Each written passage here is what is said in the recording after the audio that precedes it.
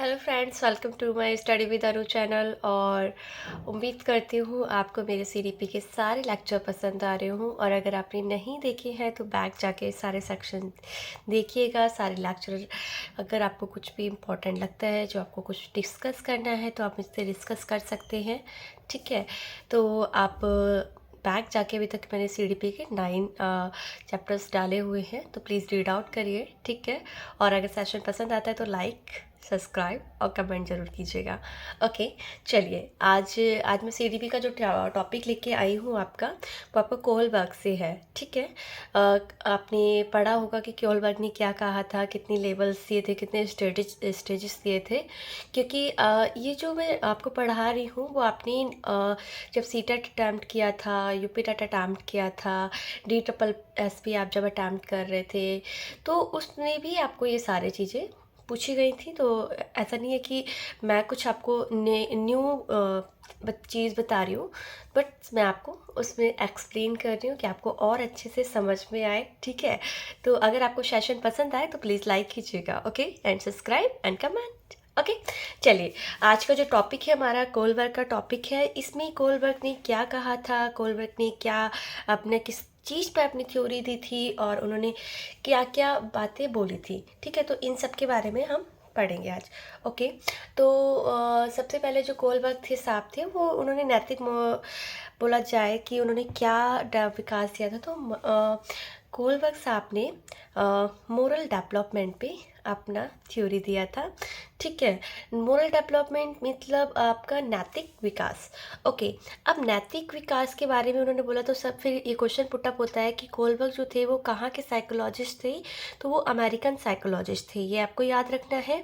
ठीक है, कोहलबर्ग ने नैतिक विकास पे ही क्यों क्योंकि कोहलबर्ग जो थे वो से उन्होंने नैतिक विकास पर दिया था। आपके जीन पियाजे हो गए, वाइगोस्की हो गए, इन्होंने कॉग्निटिव पे दिया था। ठीक है, कॉग्निटिव डेवलपमेंट मतलब आपके संज्ञान से, आपके मेंटल से। ठीक है, ओके, तो अब कोहलबर्ग ने क्या कहा है, उन्होंने बोला कि जो आपके मोरल डेवलपमेंट होता है वो 3 लेवल से होकर गुजरता है। ठीक है, और उन 3 लेवलों में भी आपकी स्टेजेस होती हैं। अगर आपके पूछ देते हैं, क्वेश्चन पुटअप होता है कि कोहलबर्ग ने कितने लेवल दिए हैं, तो 3 लेवल दिए हैं। कितनी स्टेजेस दिए हैं, तो आपकी 6 स्टेजेस दी हैं। ठीक है, फिर ये पूछ दिया जाता है व्हाट इज़ मोरालिटी, आप ये बताइए कि नैतिकता क्या है। उसके सॉरी उसके बाद आपसे ये पूछ दिया जाता है कि आप ये बताइए कि कॉग्निटिव क्या है, संज्ञान क्या है। तो अब इन्होंने संज्ञान के बारे में तो आपको मैंने बताया था कि आप जो भी चीज़ें सीखते हो अपने मस्तिष्क से सीखते हो, आप लर्न करके सीखते हो, बताया था पिछली वीडियोस में वाइगोस्की और जीन पियाजे में, तो आपको पता है। ठीक है, कॉग्निटिव डेवलपमेंट कैसे होता है आपका।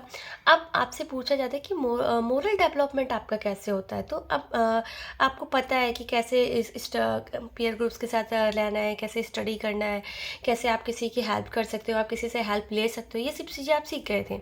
ठीक है, आपको पता है। अब समाज में अगर आप हो तो आपको राइट और रॉन्ग का भी तो पता होना चाहिए, राइट। तो उस चीज़ पे इन्होंने बोला कि मॉरलिटी जो है, सही और गलत का जो बात है, वो आपके दिमाग में आती है, वो कनेक्शन करती है।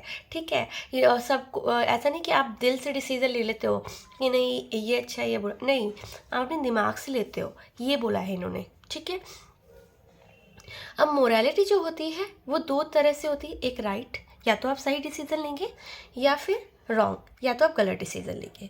ठीक है, अब इसमें अगर देखा जाए तो राइट्स में आपके काफ़ी ज़्यादा रूल्स आ जाते हैं।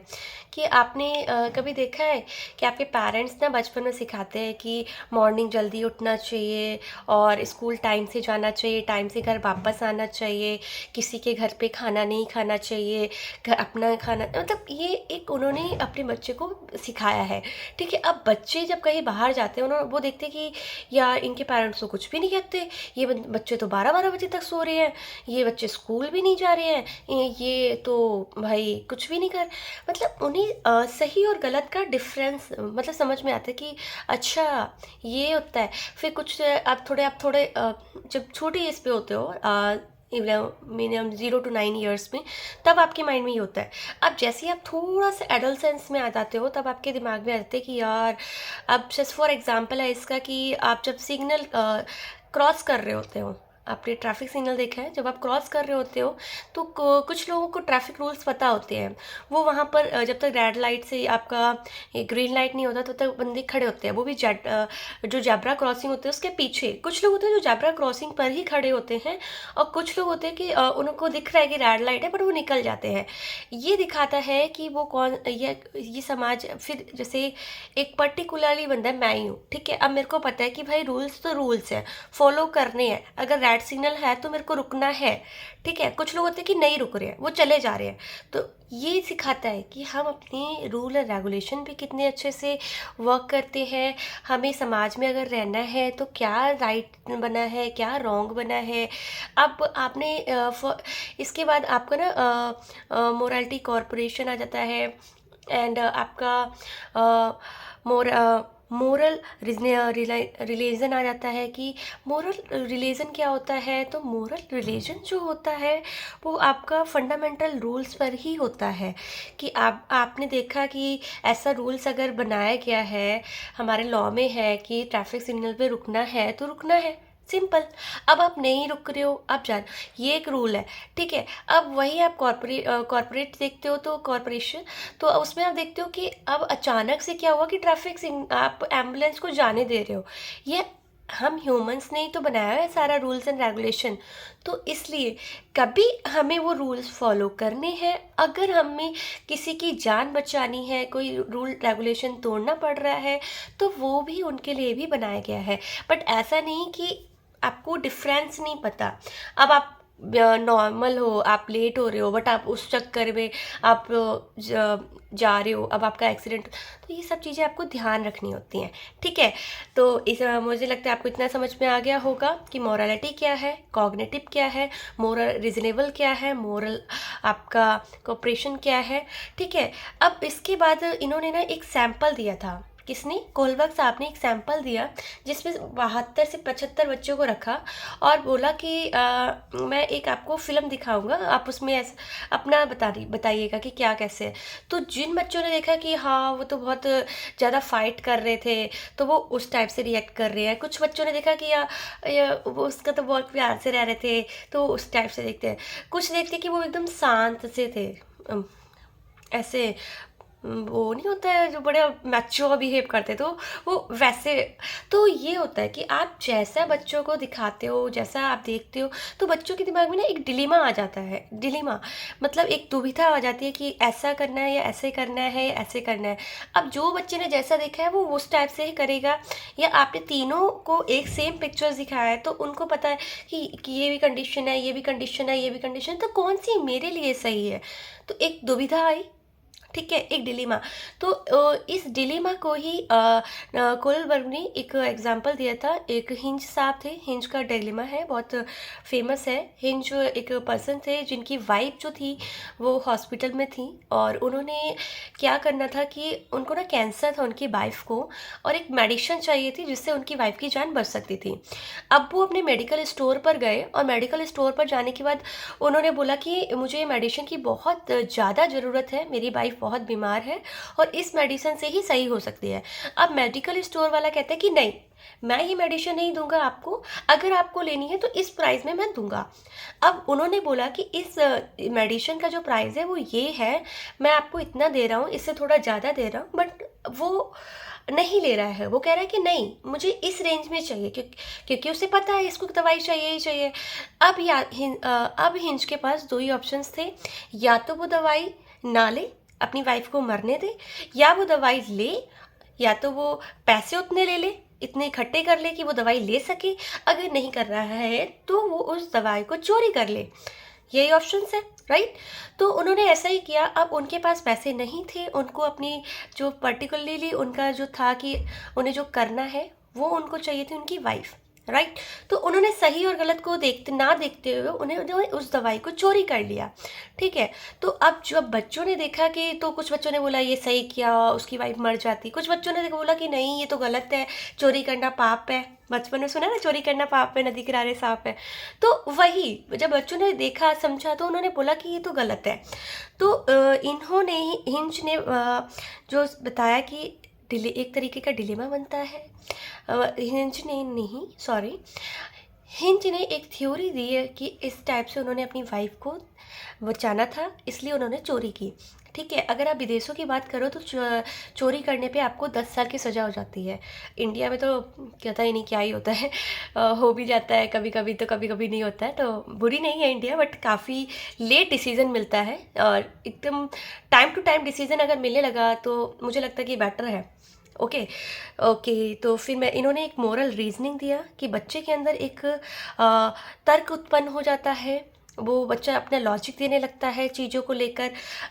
इन्होंने बताया कि जो मोरल डेवलपमेंट होता है, कोलबर के जो लेवल मैंने आपको बताए थे, 3 लेवल होते हैं और 6 स्टेजेस होती हैं। ठीक है, जो 3 लेवल होते हैं उसमें सबसे पहले आपका जो होता है वो आपका प्री कन्वेंशनल लेवल होता है, जिसमें उसके बाद आपका कन्वेंशनल लेवल होता है और उसके बाद आपका पोस्ट कन्वेंशनल लेवल होता है। प्री कन्वेंशनल को पूर्व परंपरागत स्टेज कहते हैं, स्तर कहते हैं, और कन्वेंशनल को आपको परंपरागत स्तर कहते हैं, और पोस्ट कन्वेंशनल को आपको परंपरागत स्तर कहते हैं। ठीक है, ओके। तो अब जो प्री कन्वेंशनल लेवल था, इन्होंने उसमें बताया कि बच्चे की जो आयु होती है वो 0 से 10 साल तक की होती है। बच्चे क्या करते हैं इस लेवल में, उन्होंने 2 स्टेजेस दी। किसमें? प्री कन्वेंशनल में 2 स्टेजेस कौन सी होती हैं? फर्स्ट आपकी होती है ओबीडियंस एंड पनिशमेंट। ठीक है, एंड सेकेंड स्टेज होती है आपकी रिवॉर्ड ओरिएंटेशन। ठीक है, अब देखो, जो फर्स्ट स्टेज है इनकी ओबीडियंट एंड पनिशमेंट। अब ओबीडियंट बच्चा अपने आप को बहुत अच्छा दिखाने की कोशिश करता है और पनिशमेंट से बचने की कोशिश करता है। मतलब अच्छा दिखाना मतलब अपने पेरेंट्स की सारी बातों को मानता है। अब जैसे मम्मी उसकी कहीं लेके जा रही हैं, या वो स्कूल जा रहा है, तो उसको लगता है कि नहीं, मेरे को सही बिहेव करना चाहिए, नहीं तो टीचर डांटेंगी। घर में भी कोई रिश्तेदार आ रहा है तो बच्चों को उसके सामने अच्छे से प्रेजेंट होना है, कि नहीं तो वो ये ना बोले कि भाई ये इनका तो बच्चा अच्छा नहीं है, या मम्मी उनके जाने के बाद मेरे को डांटने लगाए। तो बच्चा अच्छा व्यवहार करता है कि उसे दंड नहीं मिले, उसे पनिशमेंट नहीं मिले। ठीक है, और जो सेकंड है रिवॉर्ड ओरिएंटेशन, उसमें बच्चा जो भी करता है वो इसलिए करता है कि उसको एक तरीके से अपनी रिवॉर्ड, उसको उत्साह मिले कि हाँ उसको इसने अच्छा किया, वो तो बड़ा प्यारा है। उसे किसी ना किसी चीज़ से अपने आप को ना कुछ चाहिए होता है। अब जैसे एक बहुत अच्छा है टिट फॉर टैट।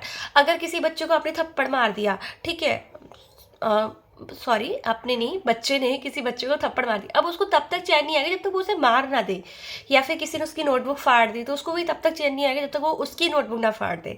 या फिर अगर उसने चॉकलेट ली और अपने भाई को भी उसने देनी है, तो उसको तब तक होता है, मतलब टिट फॉर टेट। अगर उसका भाई चॉकलेट लाया, उसकी बहन कुरकुरे लाई है, तो उसको ये होता है कि अगर तू मेरी चॉकलेट लेती है बहन, तो मेरे को भी कुरकुरे चाहिए चाहिए। ठीक है, तो टिट फॉर टेट, एक हाथ लो एक हाथ दो। ठीक है, आइज एंड आइज वाला भी एग्जाम्पल होता है। ठीक है, तो ये आपको याद रखना होता है। उसके बाद जो सेकेंड स्टेज है आपकी कन्वेंशनल स्टेज, इसमें आपका एडोलसेंस आ जाता है, जैसे मैंने आपको बताया। इसमें क्या होता है कि जो बच्चे का सोसाइटी से डेवलपमेंट हो जाता है, बच्चा अपने सोसाइटी से कनेक्ट हो जाता है और लॉ सीख जाता है, ये सारी चीज़ें। इन्होंने उसकी 2 स्टेजेस थी, good boy and nice girl orientation, and second stage थी लीगल ओरिएंटेशन, ये लॉ एंड ऑर्डर ओरिएंटेशन। ठीक है, अब जो गुड बॉय एंड अब क्या होता है कि सेकेंड स्टेज में जब बच्चा आ जाता है ना कन्वेंशनल में, तो बच्चा बोलता है कि मुझे अच्छा लड़का बनना है, अच्छी लड़की। अब कुछ लोग होते हैं ना, आपने देखा होगा कि वो अपने आप को बहुत अच्छा दिखाते हैं, चाहे वो लड़का हो या लड़की हो, वो अपने आप को अच्छा दिखाने के लिए कुछ काम करते हैं। ठीक है, सोशल वर्क करते हैं, अपने पेरेंट्स की हेल्प करते हैं, तो ये सारी चीज़ें वो करते हैं। इसके बाद जो आपकी सेकेंड स्टेज है लॉ एंड ऑर्डर की, इस स्टेज में आपको बच्चों को समझ में आ जाता है कि क्या चीज़ सही है, क्या रूल और रेगुलेशन बने हैं, कैसे हमें फॉलो करना है। अब जैसे कि लड़कियों के लिए काफ़ी ज़्यादा रूल और रेगुलेशंस है, काफ़ी ज़्यादा लॉज है। अब आपने क्या है कि अब लड़कियों पे जितना ध्यान दिया जा रहा है उतना ही ध्यान लड़कों पे भी देना चाहिए, उसके लिए भी रूल और रेगुलेशन होना चाहिए। तो ये सारी चीज़ें होती है लड़कों के लिए है। बट अब ऐसा क्या, अब पता है क्या, मैं जैसे मैं अपनी मेंटेलिटी बताती हूँ। अब जैसे मैं सोसाइटी में देख रही हूँ, ठीक है, तो लड़कियां ही सुपर, मतलब उनको ऊपर रखा जा रहा है हर चीज़ में। कि उनको दबाया जाता था, उनको घर से, हाँ ठीक है, नहीं निकला दिया जाता था, ये सारी प्रॉब्लम्स होती थी। बट लड़के भी तो वो चीज़ फेस करते हैं ना। आप अगर लड़कियां रो नहीं सकती, लड़कियों को मैच्योर होना चाहिए, लड़कियों को तो लड़कों के लिए रूल क्यों है कि वो ऑलवेज मैच्योर बिहेव करे, वो रो नहीं सकते। तो ये सारी चीज़ें एक होता है ना, उन्होंने लॉ बना दिया है, तो उनको ना सोचना चाहिए कि अगर गर्ल्स को ये प्रॉब्लम है तो बॉयज़ को भी है। तो इनको लॉ समझ आ जाता है कि हाँ, इस तरीके से वही कभी कुछ अच्छा हो रहा है किसी के लिए और किसी के लिए नहीं हो रहा है, तो उस चीज़ को समझना चाहिए, ठीक है। तो इस तरह से कन्वेंशनल स्टेज में आपको बता दिया good boy and nice girl की ओरिएंटेशन आता है। सेकेंड स्टेज आपका होता है लॉ एंड ऑर्डर का। थर्ड आता है आपका पोस्ट कन्वेंशनल स्टेज, जो कि आपका पोस्ट एडोलसेंट स्टेज होती है, जिसका आपकी एज होती है 18 to 40 समथिंग, अपर मतलब जब आप ऊपर आ जाते हो, 18 के ऊपर आ जाते हो, फिर आपके अंदर जो आता है कि सोशल कॉन्ट्रैक्ट ओरिएंटेशन आ जाता है, आपका यूनिवर्सल अथेंटिक आ जाता है कि आपको लोगों से कैसे कनेक्ट होना है, आपको लोगों को कैसे समझना है, आप लोगों को कैसे समझा सकते हो, कैसे रूल और रेगुलेशन बता सकते हो। ये सारी चीज़ें आप अपने खुद के डिसीजन ले सकते हो कि आपको लाइफ में करना क्या है। अगर आप एज अ टीचर बनना चाहते हो तो आपको क्या करना है, आपको अगर टीचर नहीं बनना है तो क्या करना है, आपको अपने डिसीजंस ना पोस्ट कन्वेंशनल स्टेज में आप खुद से ले सकते हो, ठीक है। तो ये चीज़ आपको समझनी होती है। यूनिवर्सल एथेटिकल होता है, मतलब आप स्वतंत्र होते हो किसी भी चीज़ को करने के लिए, ठीक है। अब इसमें क्या मैंने आपको बता दिया कि जो कोलबर्ग थे, उन्होंने मोरालिटी पे बात की, उन्होंने कॉग्निटिव पे बात की, उन्होंने मोरल रिवर्सल पे बात की, उन्होंने मॉरल रीजनिंग पे बात की, उन्होंने लेवल 3 दिए, उन्होंने लेवल में भी 6 स्टेजेस की बात की। अब इसमें भी ना क्रिटिसिज्म हुआ था कि उन्होंने ना जो भी क्रिटिसिज्म हुआ था कोलबर्ग की, जिन्होंने किया था वो थी कोरल गिल्गन। उन्होंने बोला कि उन्होंने सारी जो बात की है सिर्फ एक बॉयज़ के लेकर पक्ष में, क्योंकि उन्होंने बताया मैंने आपको 75 या 72 बॉयज़ एक ही दिशा में सारे निर्देश दे दिए, क्या दूसरी तरफ नहीं देखना चाहिए। तो ये भी उन्होंने बात की। और जो कोहलबर्ग थे, उन्होंने जो मॉरल डेवलपमेंट दिया था वो डिलेमा में दिया कि बच्चे कुछ भी चीज़ करते हैं, या तो वो राइट हो या फिर वो रॉन्ग हो, वो ये सोच कर करते हैं, ठीक है। तो ये सारी चीज़ें मैंने आपको बताई है। अगर आपको वीडियो मेरा पसंद आता है और आपको लगता है कि मैं कुछ भी आपको क्वालिटी वाला दे रही हूँ, तो प्लीज़ आप लाइक और सब्सक्राइब करिए, ओके, एंड मैसेज ज़रूर कीजिए, okay. Thank you so much.